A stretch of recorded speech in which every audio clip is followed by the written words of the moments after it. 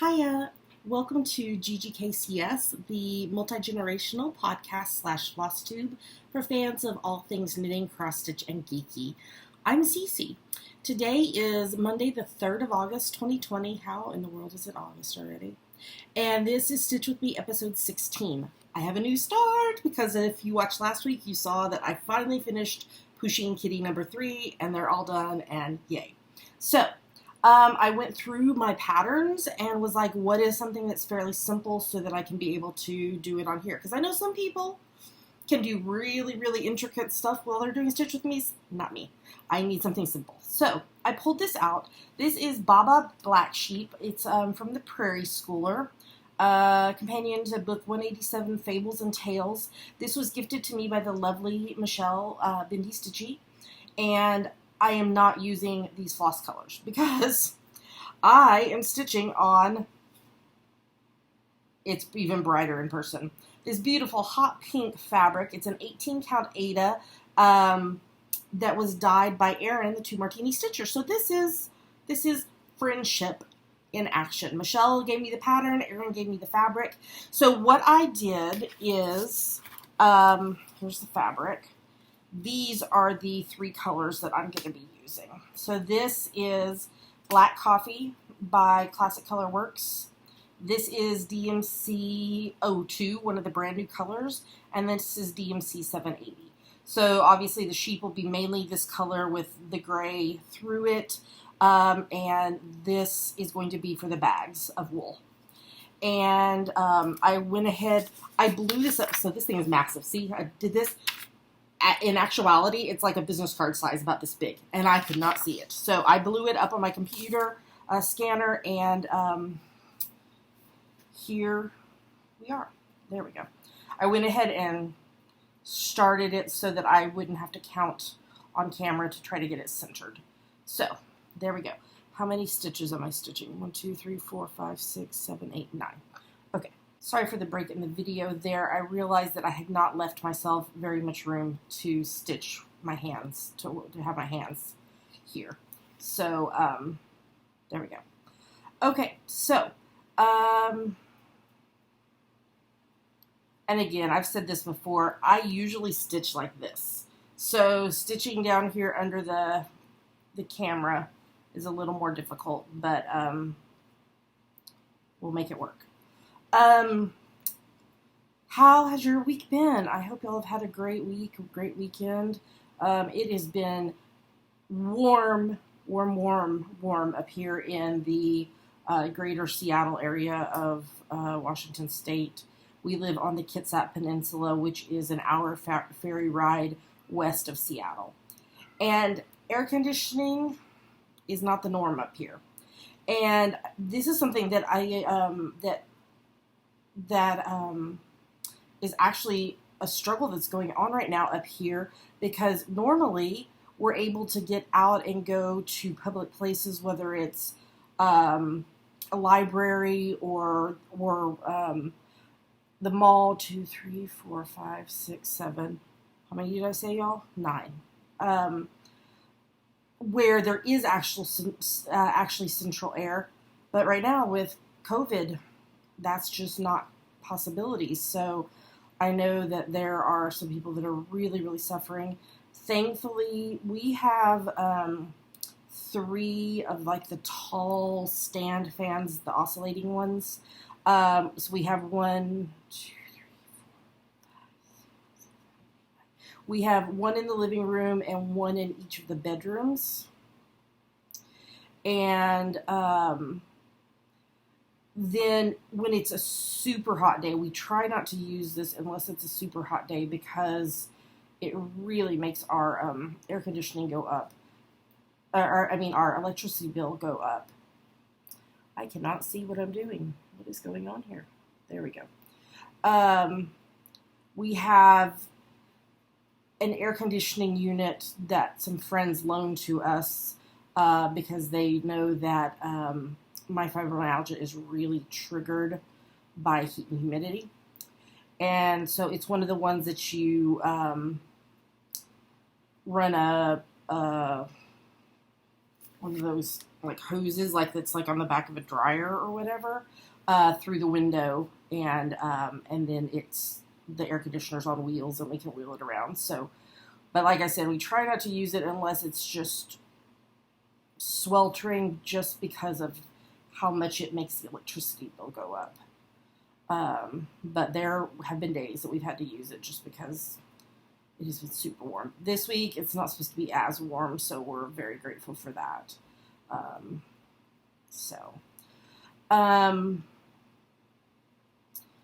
Dammy is continuing to work on their summer science classes. And the end of my week last week, which I talked about a little bit, we talked about some on the podcast that came out on Friday, but we are in the process of moving all of our knitting patterns that we've designed off of Ravelry and onto Etsy and PayHip. I totally screwed that up.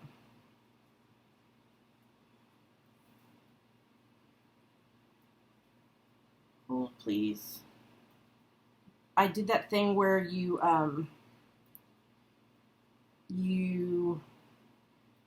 stitch across 2 stitches instead of 1, and now my floss is like caught.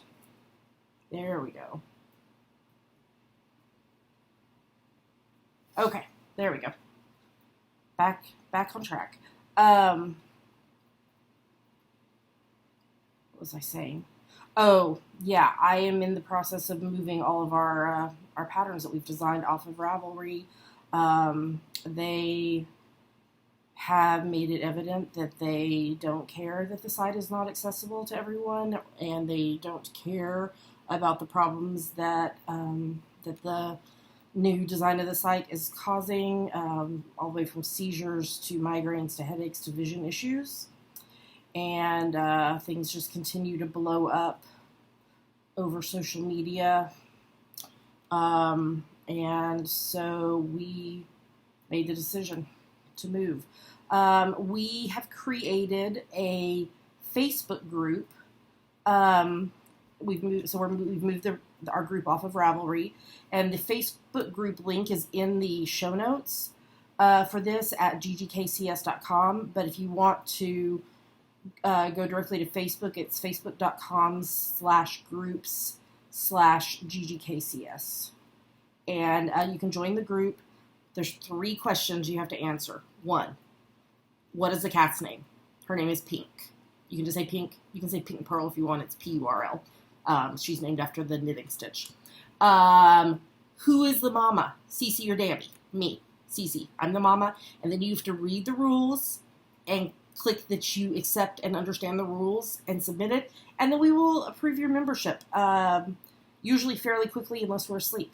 But if you don't fill out, you have 24 hours to fill out the rules or fill out the information. And if you don't do that, we don't accept your membership. We just are trying to make sure we don't get any spammers and all that. So answer the questions. We know that Facebook is not the perfect solution. We know there are people that are not on Facebook, but at this moment, this is the best option. We may figure out something else in the future, but for now, this is the best option. And so,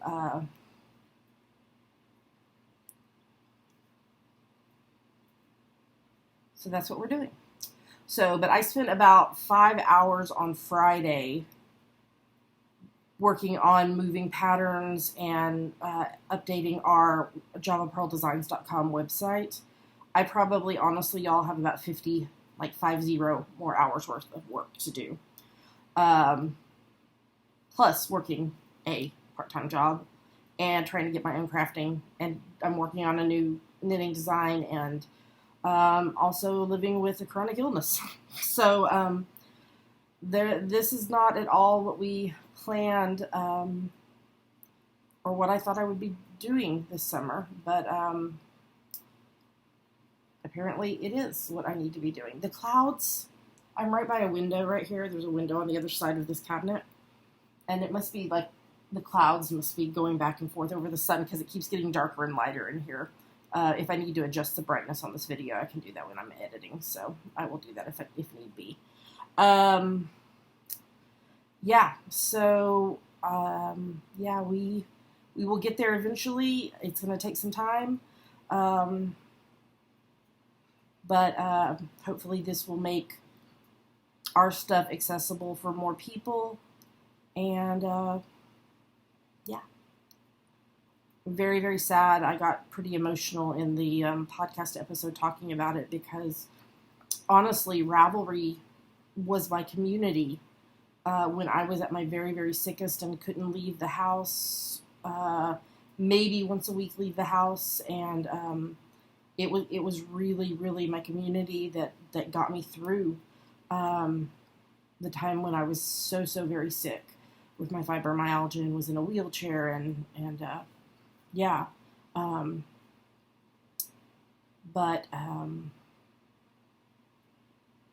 yeah, you can't treat people the way that they are treating people and expect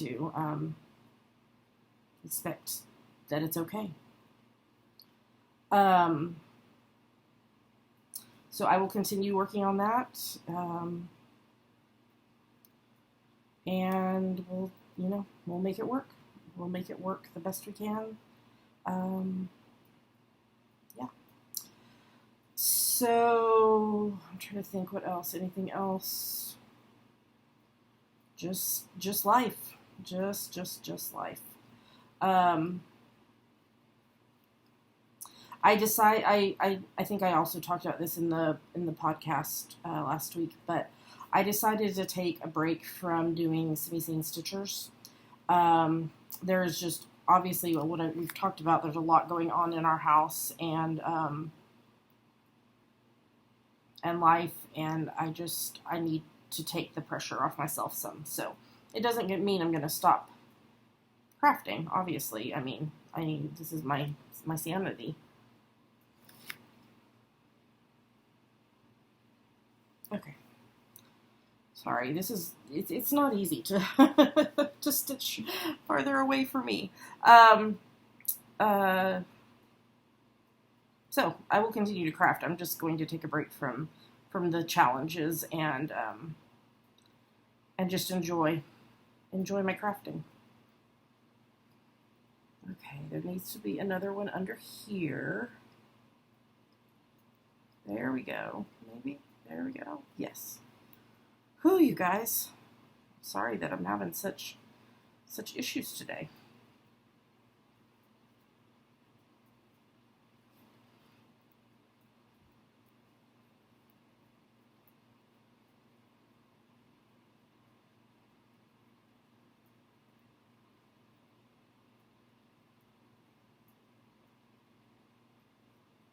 Okay, that's right. I'm leaving out the space for the letters, but I'm trying to make sure that, there we go, that I'm doing this correctly.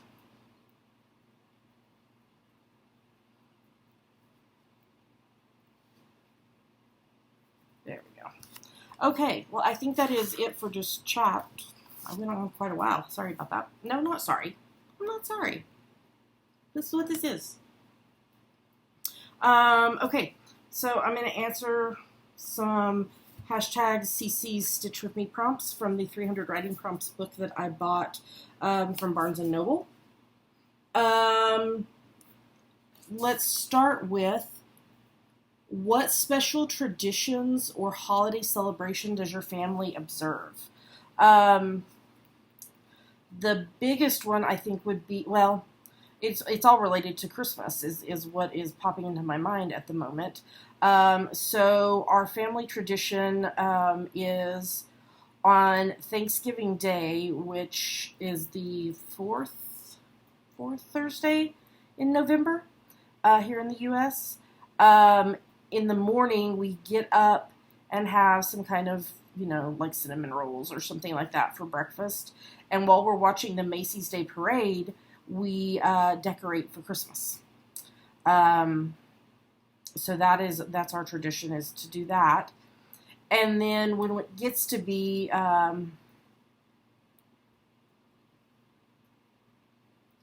Christmas Eve,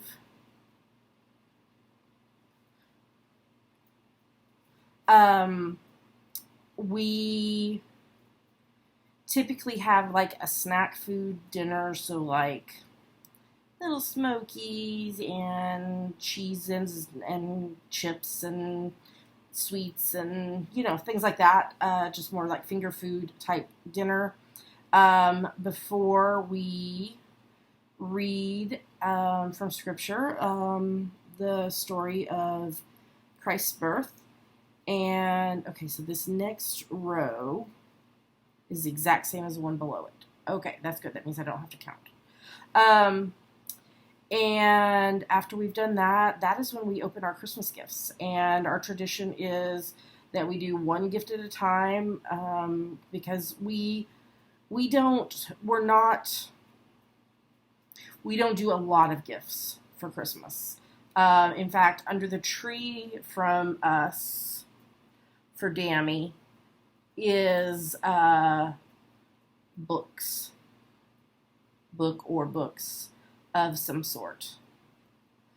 And we usually have whatever the grandparents have sent or whatever, but it's very small. We don't do a ton of gifts for Christmas. And then Christmas morning is when we open the stockings that Santa has filled overnight. And that's usually when there's something that's for Dammy, especially as our only child, living child. We'll do something that's not book related. In that over the years there's been various things of usually it centers something around one of the fandoms that they like. So whether it's I'm trying to think. I think last year one of the ones that we gave them was a T-shirt that was Ariel from The Little Mermaid. That it's got the I can't think of what it is. It's some of the things from the gadgets and gizmos aplenty. Who's it and what's it's galore. Thingamabobs. I got 20. It's some of the stuff from that. I think that was one of the things that. I think that was this past Christmas. Anyway, and then also, like sweet treats, candies, and just like little things. But again, like I said, we don't go all out at Christmas. That's just our choice, and we live fairly simple lives. So we don't tend to go crazy. And then just, spend the day together, have some kind of, sometimes Russ will make chicken fried steak from scratch for Christmas Day, or we'll do some kind of Mexican food, or something like that, and just usually spend the day together watching movies. Sometimes we'll do puzzles, just kind of hang out and be together. Also, during the Christmas season, we have a tradition of watching White Christmas and Holiday Inn. Those are our two very favorite Christmas movies. And when I say watch White Christmas, I mean recite all the lines and sing all the songs as we watch, which usually drives Russ a little crazy, but that's what we do. That's what we do for that. And then growing up, it was tradition to take down the Christmas tree on New Year's Day, but we typically have started in years of late leaving the tree up until Epiphany, which I want to say that's like the 5th of January or something like that. So that is what we typically do for that. But yeah, that is our most tradition, the time of the year that we do the most have the most traditions that we observe and do. So, okay. Next question. Do you prefer to read electronic books or paper books? Why? I read a mix of both. If you've been watching us for any length of time, you know that I read a lot. Like usually 200 to 250 books a year. And most of those I get from the library. And so it really ends up depending on what they have. If they have electric copy or paper copy of the book. I love the simplicity of being able to read on my device. On my phone is what I read on. Because I can take it anywhere and read on it anytime. And it's not adding something extra to my bag of stuff to take with me. But also, I love the texture of paper, especially when it's got kind of an unusual texture to it. I love books that have I don't know what it's called, but where the edging is kind of ragged. Oh, I love that. So,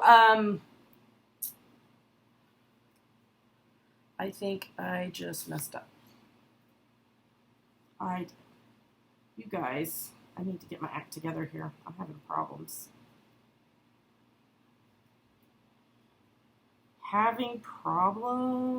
I am.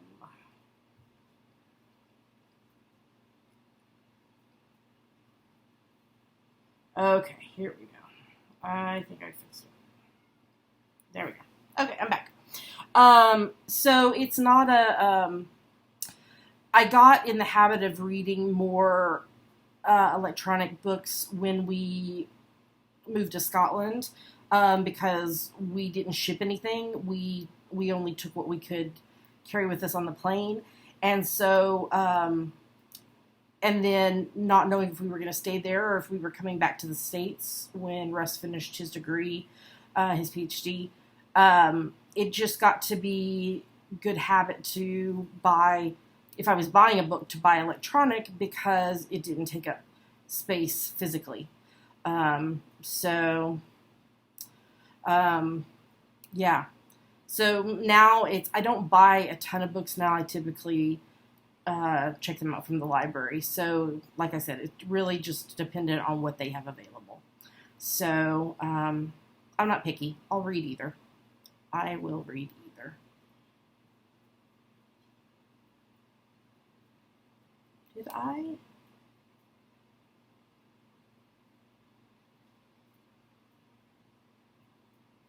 You guys, I think I totally screwed up.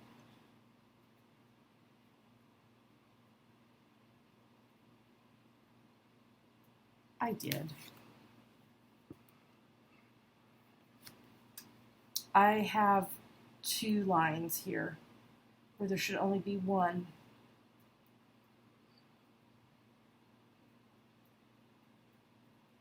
I'm going to have to take back.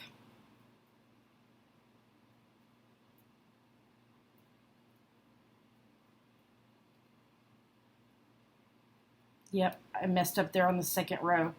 That 2 right there should be over this.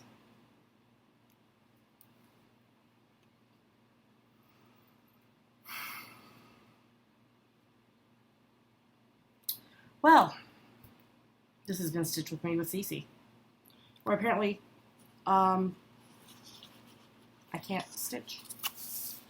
So I'm going to take all this back while this video processes and try to get it set up correctly so that next week when I record, we can make decent progress on this.